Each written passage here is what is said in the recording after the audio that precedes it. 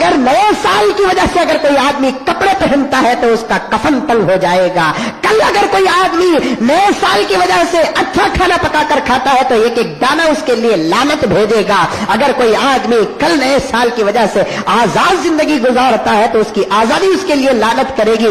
اپنے بچوں کو اسکول کو چھٹی ہے تو اپنے بچوں کو اپنے گھر کے اندر کنٹرول کر کے رکھو, اپنے فون کو ہاف کر کے رکھو. اگر کسی کا میسج آ جائے تو فوراً ڈیلیٹ کرو. میسج بھیجنے والے کے لیے یا تو ہدایت کی دعا کرو یا تو اسے بد دعا کر دو کہ اللہ اسے غارت کرے جس نے ایمان کو مٹانے کے لیے ہیپی نیو ایئر کیا.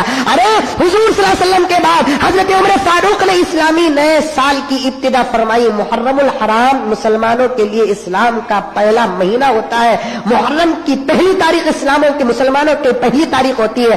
صحابہ کے زمانے میں, تابعین کے زمانے میں, تبع تابعین کے زمانے میں 100 سال سے محرم کی پہلی تاریخ آتی تھی, لیکن کسی صحابی نے کسی صحابی کو نئے سال کی مبارکباد اسلامی مہینے کی